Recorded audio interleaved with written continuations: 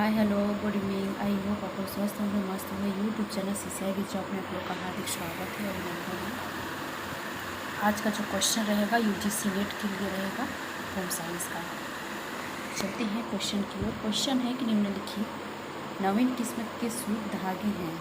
Crepe सूत है, बागलेद सूत है और स्कलप सूत है, फ्लॉक सूत है। इसका उत्तर होगा डी है। इसमें क्या होगा, पहले ऑप्शन में पहला क्या आएगा, बाकले सूट, फिर इसके बाद आएगा स्लब सूट और इसके बाद आएगा फ्लॉक सूट। ये तीन आएंगे। डी ऑप्शन से बाकले सूट, स्लब सूट और फ्लॉक सूट।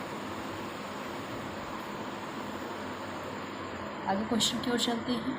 आगे क्वेश्चन है कि सूची 1 में दिए गए लीनियर डेंसिटी यूनिट्स को सूची 2 में दी गई व्याख्या के अनुसार सम्मिलित कीजिए। यहाँ पे सूची 1 और सूची 2 दिया है। डेनियर किससे मिलान करेगा 9000 मीटर तंतु के द्वारा धागा से, तो पहले का तीसरा। तो पहले का तीसरा इसमें कहाँ है, तो पहले का तीसरा है। फिर इसके बाद टेक्स किसके मिलान करेगा, तो टेक्स करेगा 1000 मीटर से। और डेसी टेक्स किससे करेगा, तो डेसी टेक्स आपका करेगा 10,000 मीटर तंतु के धागे को ग्राम में वजन से। माइक्रोडेनियर किससे करेगा, तो माइक्रोडेनियर करेगा 1 डेनियर से कम के कपड़े के लिए प्रयोग। इसका ऑप्शन होगा ए सही होगा। तीसरा होगा, चौथा होगा, पहला होगा, दूसरा होगा। ए इसका ऑप्शन सही होगा। आगे क्वेश्चन की ओर चलते हैं। आगे क्वेश्चन है कि सूत्र निर्माण की पारस्परिक प्रक्रिया का सही क्रम बताइए। Opening and carding, spinning, reigning, weaving और हैंड पिकिंग। इसका पहले क्या होगा, तो पहले इसका आएगा हैंड पिकिंग। चौथा ऑप्शन पहले इसमें से कौन है, तो तीसरा है, पहले चौथा आएगा। फिर गिनिंग की प्रक्रिया तीसरा आएगा। फिर उसके बाद ओपनिंग एंड कार्डिंग की प्रक्रिया आएगा पहला। फिर उसके बाद दूसरा स्पिनिंग और फिर इसके बाद पाँचवा आएगा पिनिंग की प्रक्रिया। सी ऑप्शन सही होगा।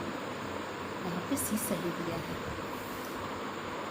आगे क्वेश्चन की ओर चलते हैं। आगे क्वेश्चन है कि निम्नलिखित में से सूची 1 के साथ सूची 2 को सम्मिलित कीजिए। सूची 1 सूची 2।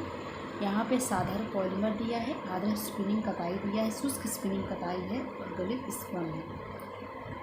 तो कौन किससे मिलान करेगा, तो इसका कहाँ होगा, तो आपका ए साधारण पॉलीमर किससे मिलान करेगा, तो विस्कस रेयान से पहले से। फिर आदर्श स्पिनिंग क्या है, इसकी से मिलान करेगा, तो कॉटन से। पहले का कौन सा होगा, पहले का पहला ये 2 है।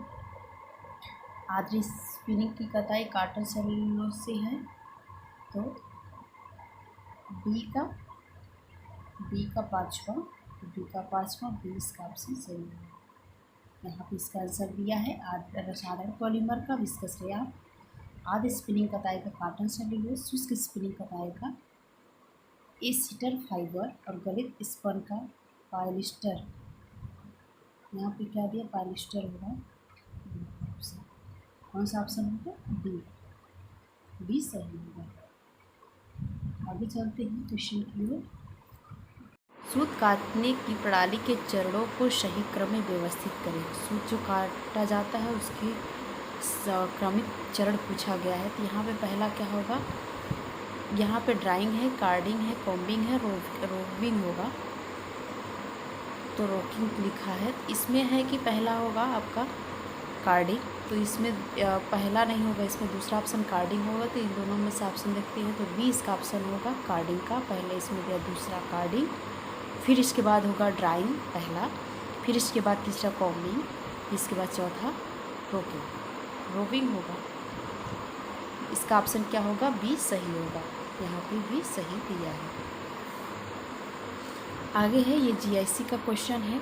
कपड़े के सेल्वेज किनारे, जिसे सेल्वेज को किनारा कहते हैं, वस्त्र की है चौड़ाई के साथ समरेखा में चलना चाहिए, वस्त्र की लंबाई के साथ समरेखा में चलना चाहिए, वस्त्र के डिजाइन अनुसार लाइन में होना चाहिए। इसमें से कोई सही नहीं है। तो इसका ऑप्शन बी सही होगा कि वस्त्र की लंबाई के साथ समरेखा में चलना चाहिए। सभी प्रकार की वस्त्रों की चौड़ाई की तरह दोनों सिरों पर 1.52 सेंटीमीटर से लेकर 2 सेंटीमीटर तक की चौड़ाई की किनारी रहती है। इसी को सेल्वेज कहते हैं। सेल्वेज का मुख्य काम वस्त्र को स्थिरता एवं मजबूती प्रदान करना होता है। जब कपड़ा देखेंगे, चाहे साड़ी हो गया चाहे दुपट्टा हो गया, तो जो एकदम घना बुनाई मतलब जो घन होती है, एकदम ठोस होती है, जो साइड में पतला सा 1.52 का सेंटीमीटर में देखा जाएगा, उसका वो किनारी होता है, वो हमारा सेल्वेज कहलाता है। अभी हम आपको दिखाते हैं। देखिए, जैसे हमने दुपट्टा लिया है, दुपट्टा है, इसका किनारे देखिए, इसकी बुनाई देख लीजिए। देखिए, ये जो ऊपर बॉर्डर है, ये कितनी कच्ची बुनाई है, और इसके जो इधर का कपड़ा है हल्का है, झलक रहा है, यहाँ पे दिख रहा होगा। ये देखिए, ये हमारा ये पट्टी है जो एकदम घनी बुनाई, यही हमारा सेल्वेज कहलाता है। यही किनारी हमारा क्या कहलाता है? सेल्वेज कहलाता है। और देखिए दुपट्टा का और बुनाई ना हल्का है, आर पार पारदर्शिता है, दिख रहा है, लेकिन ये जो सेल्वेज, इसमें पारदर्शिता नहीं है, ये इसकी सेल्वेज किनारा है। आई होप आप लोग समझ गए होंगे। आगे क्वेश्चन, निम्नलिखित में से कौन सी वस्त्र निर्माण की विधि नहीं है? तो सिलाई से बुनाई, ड्राफ्टिंग, बिनाई और कटाई। तो क्या है? सामान्य वस्त्र निर्माण की विधि का आशय कपड़ा तैयार करने की विधि से होता है। वस्त्र निर्माण के दौरान निम्नलिखित प्रक्रियाओं को अपनाया जाता है।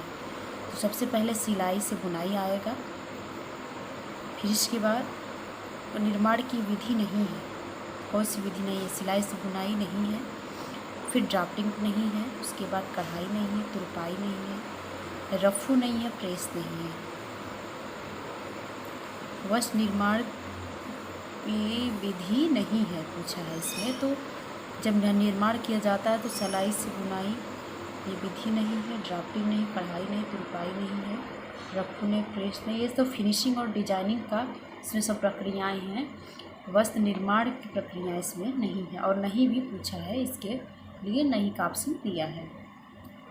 आगे है कि कार्डिंग के द्वारा यह क्वेश्चन पूछा है।